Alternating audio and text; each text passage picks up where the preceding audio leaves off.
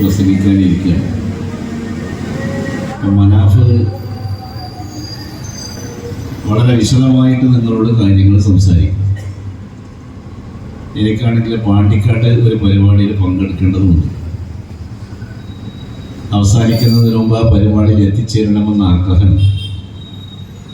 2-3 കുടുംബയോഗങ്ങളിൽ സംബന്ധിക്കണമെന്ന് മണ്ഡലം കമ്മിറ്റി ആവർത്തിച്ച് ആവശ്യപ്പെട്ടതിൻ്റെ അടിസ്ഥാനത്തിൽ അത് കഴിഞ്ഞ് ഞാൻ വരികയാണ്.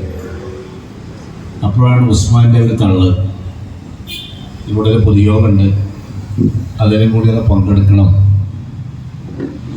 എന്നുള്ള ആവശ്യം പറഞ്ഞപ്പോൾ പോണ വഴിയിലായിക്കോട്ടെ ഞാൻ കയറാം. പിന്നെ മനാഫ് പ്രസംഗിക്കാനുണ്ടല്ലോ, വേറെ കുഴപ്പമില്ല. മനാഫാണെങ്കിലും നമുക്കറിയാലോ, നിങ്ങളുടെ പഴയ ജില്ലാ പഞ്ചായത്ത് മെമ്പറാണ്, നമ്മുടെ പ്രിയങ്കരനായിരുന്ന PV മുഹമ്മദിൻ്റെ മകനാണ്.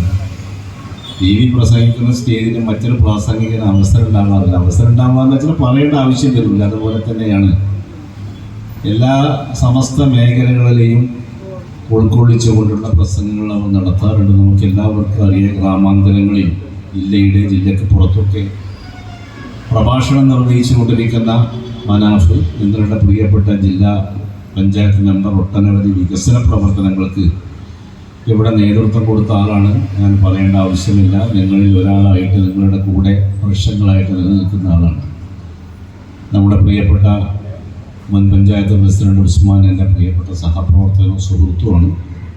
നിങ്ങൾ ഗ്രാമപഞ്ചായത്ത് പ്രസിഡന്റ് പ്രസംഗിച്ചപ്പോൾ അടുത്ത പദ്ധതി വീതം കിട്ടിയുള്ള റേഷൻ വാങ്ങാൻ പൈസല്ല. അവിടെ പദ്ധതി വീതത്തെ സംബന്ധിച്ച് പറയുന്നത് നാട്ടിലെ സ്ഥിതി ഇപ്പോൾ ഞാൻ പറയേണ്ട ആവശ്യമില്ല. ട്രഷറിയൊക്കെ പൂട്ടിക്കിടക്കുകയാണ്. ഇന്നപ്പോൾ വേറെ വർത്തമാനം. ഇവിടെ മൊത്തത്തിൽ നിങ്ങൾ ഏത് മേഖലകൾ പരിശോധിച്ച് നോക്കും, സമസ്ത മേഖലയിലും ഈ പിടിപ്പുകേടിൻ്റെ ഒരു പര്യായമായിട്ട് ഈ ഗവൺമെൻറ് മാറിയിട്ടാണ്. ഒന്നും നടക്കുന്നില്ല, ഒരു കാര്യം നിർവഹിക്കുന്നില്ല. കഴിഞ്ഞ 10 വർഷമായി 10 വർഷത്തെ ഗവൺമെൻറ്റിൻ്റെ ബാലൻസ് ഷീറ്റ് നിങ്ങളൊന്ന് പരിശോധിച്ച് നോക്കും. ഇവിടെ ശശി തരൂർ വന്നിരുന്നു ഇടവണ്ണ, ഞാൻ ആ പരിപാടിക്ക് സംബന്ധിച്ചിരുന്നു. അദ്ദേഹം അഭ്യസ്ത വിദ്യരായ നമ്മുടെ വിദ്യാർത്ഥിനികളെ കേൾക്കാനാണ് അദ്ദേഹം വന്നത്, പ്രസംഗിക്കാനല്ല. നല്ലൊരു സദസ്സായിരുന്നു അവിടെ. അപ്പോൾ അദ്ദേഹത്തിൻ്റെ സംസാരം കഴിഞ്ഞതിന് ശേഷം കുട്ടികളോട് ചോദിച്ചു, നിങ്ങൾക്ക് എന്താണ് എന്നോട് ചോദിക്കാനുള്ളത്? അതിലാദ്യം തന്നെ എഴുന്നേറ്റുള്ളൊരു പെൺകുട്ടിയാണ്. ആ പെൺകുട്ടി വിദ്യാഭ്യാസ മേഖലയിലെ കുറേ പ്രശ്നങ്ങൾ അദ്ദേഹത്തിൻ്റെ മുമ്പിൽ അവതരിച്ചു. ഉന്നത വിദ്യാഭ്യാസ രംഗത്ത്, അതുപോലെ തന്നെ SSLC കഴിഞ്ഞാൽ ഹയർ സെക്കൻഡറി സീറ്റ് കിട്ടാത്ത അവസ്ഥയെ സംബന്ധിച്ച്, പിന്നെ അതുപോലെ തന്നെ നന്നായി പഠിക്കുന്ന ടാലൻ്റായ വിദ്യാർത്ഥികൾക്ക് പുറത്തു പോകുന്ന അവസ്ഥ, ഇതിന് പരിഹാരം ഉണ്ടാക്കാൻ എന്താണ് മാർഗങ്ങൾ എന്ന് അദ്ദേഹത്തിനോട് അന്വേഷിച്ചു.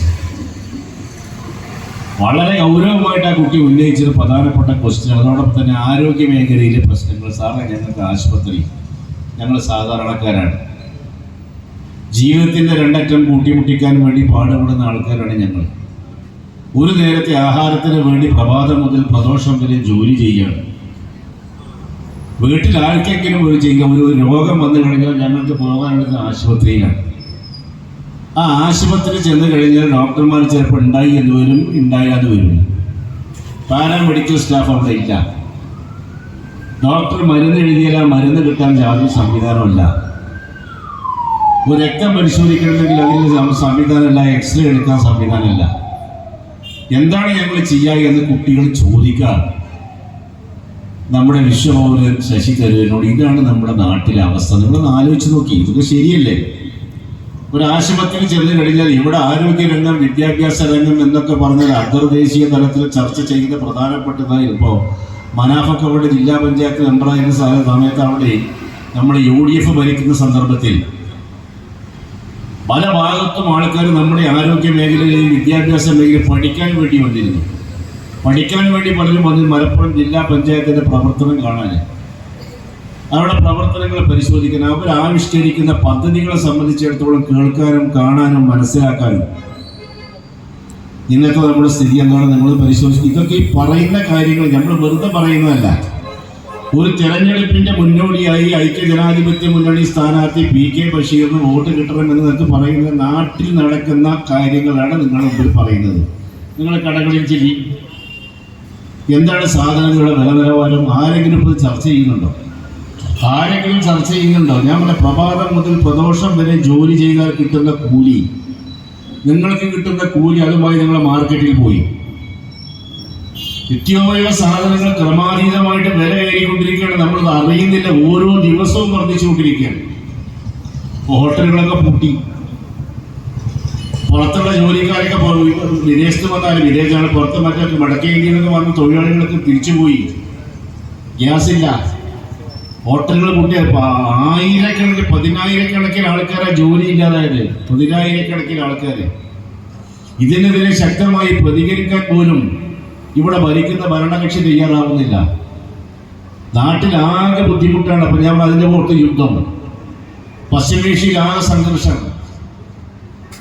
അവിടെ സംഘർഷം ഉണ്ടായിക്കഴിഞ്ഞാൽ അത് ആദ്യം ബാധിക്കുന്നത് എവിടെയാണ്? നമ്മളെയാണ് ബാധിക്കുക. 10,000-കണക്കിന് പ്രവാസികളാണ് അവിടെ ജോലി ചെയ്യുന്നത്. അവിടെ ജോലി ചെയ്യുന്ന നമ്മുടെ സഹോദരന്മാര്, സഹോദരിമാര്, നമ്മുടെ അനുജന്മാര്, നമ്മുടെ മക്കള് ഭയപ്പാടോട് കൂടിയാണ് അവിടെ ജീവിക്കുന്നത്. ഏത് സമയത്തും മിസൈൽ ആക്രമണം വരാൻ സാധ്യതയുണ്ട്. അവിടെ എന്തെങ്കിലും സംഭവിച്ചു കഴിഞ്ഞാൽ നമ്മുടെ വീട്ടിൽ പുക പൊന്തൂല. അതാ സ്ഥിതി. ഈ തലത്തിൽ എല്ലാ തലത്തിലും നമ്മൾ വളരെ പ്രയാസങ്ങൾ അനുഭവിച്ചു കൊണ്ടിരിക്കുന്ന ഒരു കാലഘട്ടം. വിശദീകരണത്തിലേക്ക് ഞാൻ പോകുന്നത് ഇതൊക്കെ നമ്മുടെ നിത്യജീവിതത്തിൽ നമ്മൾ അനുഭവിച്ചു കൊണ്ടിരിക്കുന്ന പ്രധാനപ്പെട്ട സംഭവ വികാസങ്ങളാണ്.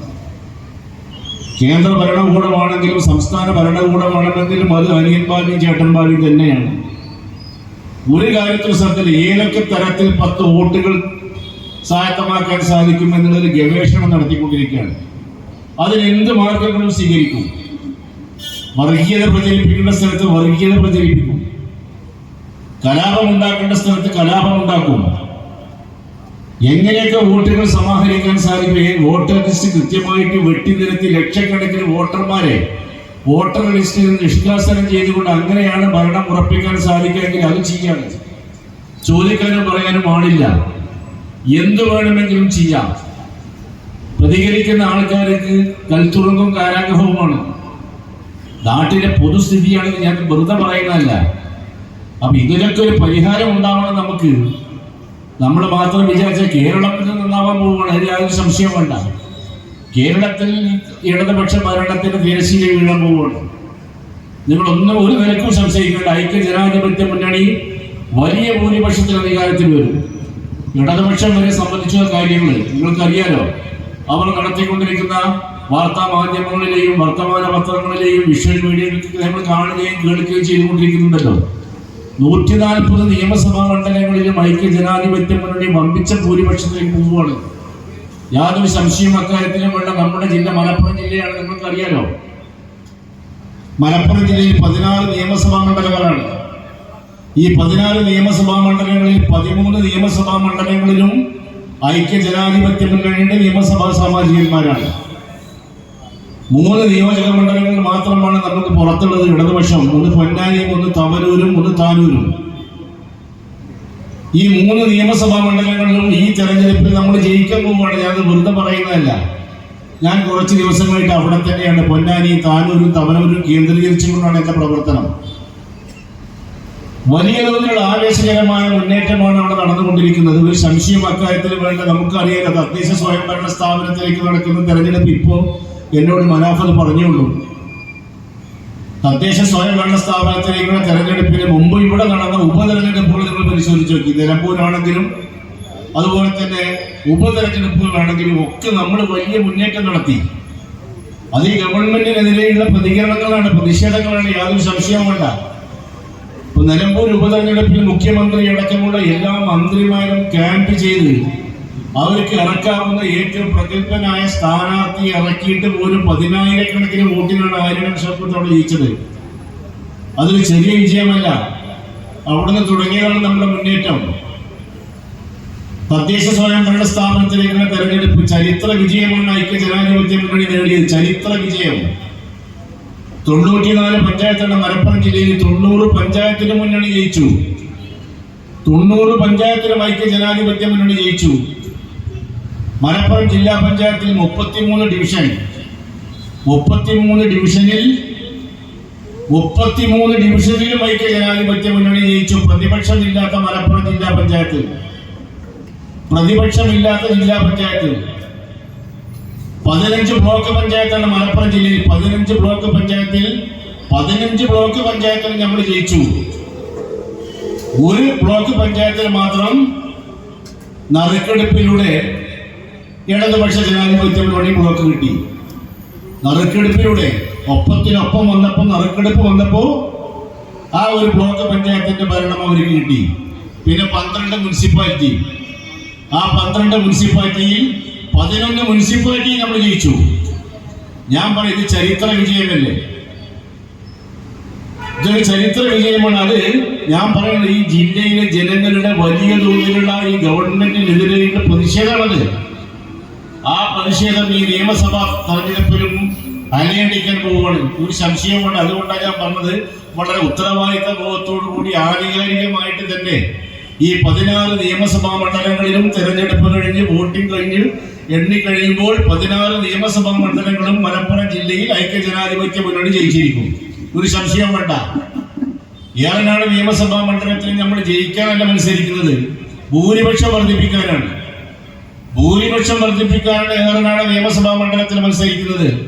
കഴിഞ്ഞ 3 ടേമായിട്ട് ഇവിടെ മത്സരിക്കുന്നത് PK ബഷീറാണ്, നിങ്ങളുടെ പ്രിയപ്പെട്ട നിയമസഭാ സാമാജികൻ.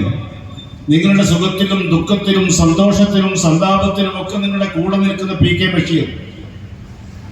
കോടിക്കണക്കിന് ഉൾപ്പെടെ വികസന പ്രവർത്തനങ്ങൾ ഈ നിയമസഭാ മണ്ഡലത്തിൽ അദ്ദേഹം നടത്തി. ഞാൻ പല സ്ഥലത്തും പറയാറുണ്ട്, കേരളത്തിൽ 140 നിയമസഭാ മണ്ഡലങ്ങളാണ്.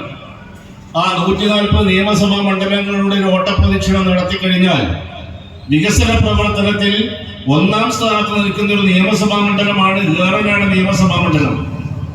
അത് സംസ്ഥാന ഫണ്ടായിരുന്നാലും കേന്ദ്രാവിഷ്കൃത ഫണ്ടാണെങ്കിലും മറ്റേത് ഫണ്ടാണെങ്കിലും അത് കൊണ്ടുവന്ന് പരമാവധി വികസനം എത്തിക്കുന്നതിൽ വലിയ താല്പര്യം കാണിച്ച നിങ്ങളുടെ നിയമസഭാ സാമാജികൻ അദ്ദേഹമാണ് ഇവിടെ മത്സരിക്കുന്നത്. അദ്ദേഹത്തിന്റെ ഭൂരിപക്ഷം വർദ്ധിപ്പിക്കണമെന്ന് മാത്രമാണ് എനിക്ക് ഈ സന്ദർഭത്തിൽ പറയാനുള്ളത്. ഞാൻ എന്റെ സംസാരം നീട്ടിക്കൊണ്ടുപോകാൻ ആഗ്രഹിക്കുന്നില്ല. അതുകൊണ്ട് നിങ്ങളുടെ വിലപ്പെട്ട സമ്മതിദാനാവകാശം അത് വളരെ വിലപ്പെട്ടതാണ്. നിങ്ങളുടെ വിലപ്പെട്ട സമ്മതിദാനാവകാശം പരിമിതമായ ദിവസങ്ങൾ മാത്രമാണ് നമ്മുടെ മുമ്പിലുള്ളത്. വളരെ പെട്ടെന്ന് വരുന്ന ഈ ദിവസമൊക്കെ ഇപ്പോൾ നമ്മൾ തിരഞ്ഞെടുപ്പ് പോളിംഗ് കഴിഞ്ഞിട്ടുള്ള ഒരു ആഘോഷത്തിലായിരിക്കും നമ്മളെല്ലാവരും. അപ്പൊ ഈ പരിമിതമായ ദിവസങ്ങൾക്കകത്ത് നിന്നുകൊണ്ട് വളരെ ചിട്ടയോട് കൂടിയുള്ള തിരഞ്ഞെടുപ്പ് പ്രചാരണ പ്രവർത്തനങ്ങൾ നടത്തി ഈ കാവലൂർ പഞ്ചായത്തിൽ സമീപകാലത്ത് ലഭ്യമാവാത്ത ഒരു വലിയ ഭൂരിപക്ഷം നമ്മുടെ പ്രിയപ്പെട്ട സ്ഥാനാർത്ഥി PK ബഷീർ അദ്ദേഹത്തിന്റെ തെരഞ്ഞെടുപ്പ് ചിഹ്നമായ കോണിയടയാളത്തിൽ രേഖപ്പെടുത്തി അദ്ദേഹത്തെ വിജയിപ്പിക്കണമെന്ന് മാത്രം ആവശ്യപ്പെട്ടുകൊണ്ട് ഈ പരിപാടിയുടെ ഔപചാരികമായ ഉദ്ഘാടന കർമ്മം നിർവഹിച്ചതായി പ്രഖ്യാപിച്ചുകൊണ്ട്